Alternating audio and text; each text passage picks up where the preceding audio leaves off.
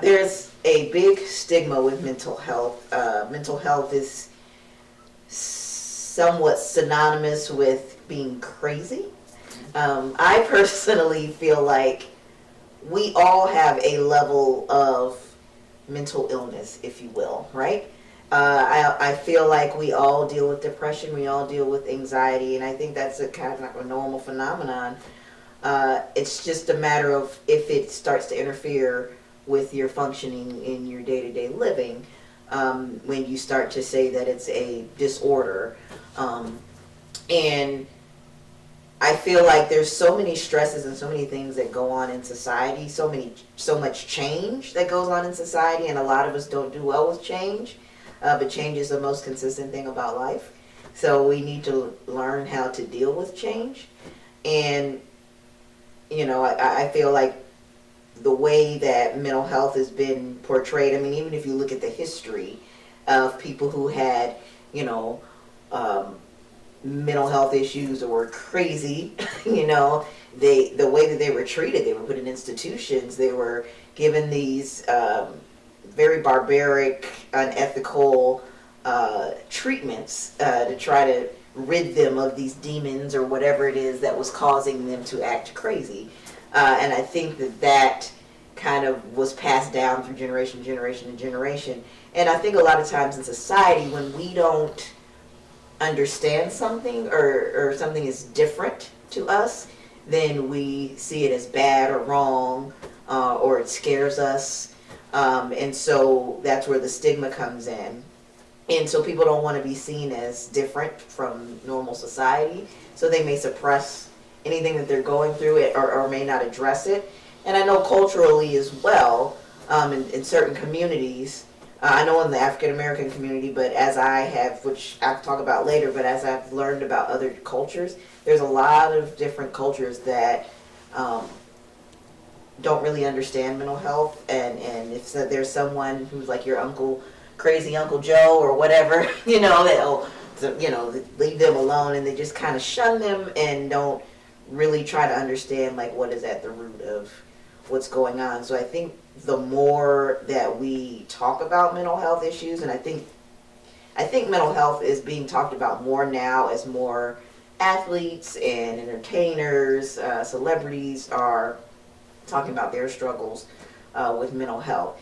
I hope that it's not just a fad. I have a feeling that it is kind of a fad, and that once that dies down, then people will still have this, the stigma will still be there and people won't want to address it. But I think now that it's the in thing to talk about, I think we should capitalize on that. Okay. In what ways can therapy help someone? Well, first, I think we need to think about, like, what is therapy, right? I think when we look at therapy, I know when I talk to a lot of people, they say, I can't stand therapy. I don't like therapy. Therapy doesn't help, right?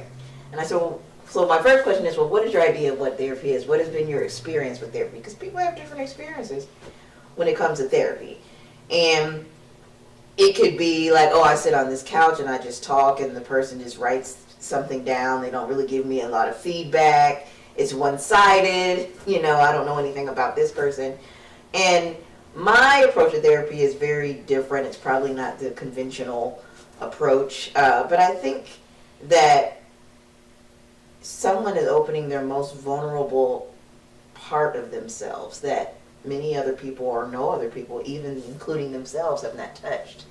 And if you're going to be in that space where they are opening themselves up, I think that it's only fair that you give them a little bit of who you are as well. And I think that's how I am able to connect, because I'm authentic. I've dealt and deal with mental health issues myself, depression and anxiety specifically. And so just giving a little bit of myself, but not giving too much, because it's not about me, it is about the other person, but just trying to relate, with the person. It's a way for you to not have someone fix your life, but to together figure out how to manage whatever it is, the stressors that are going on in your life. And I also find that when someone goes into therapy, there may be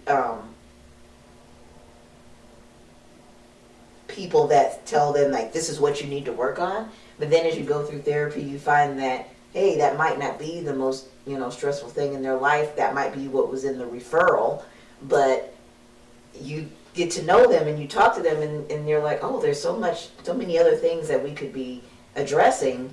This may not even be the major thing. It's something, but so I think really just allowing the person that you're working with to lead, if they are in a space where they can, to lead the session as opposed to you coming in there and just thinking what they need to work on and just telling them, okay, this is what we're going to do, this is what we're going to work on, because it may not be helpful for them. I also feel that you don't have to be a therapist to be therapeutic for someone in someone's life as well. Okay. So what role do you think the community plays, or a strong support system? What role does that play in the person's life?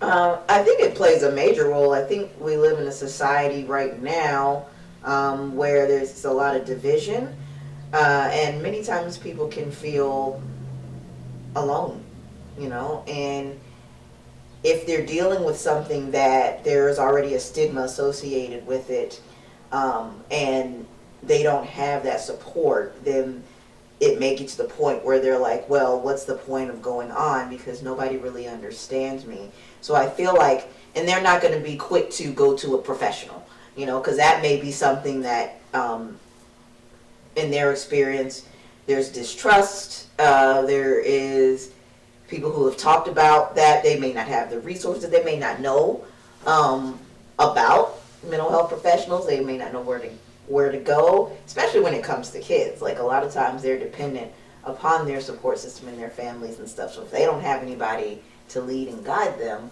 then they're kind of lost. So I think it's very important. And it takes a village. I also feel like a family is not just the person that gave birth to you.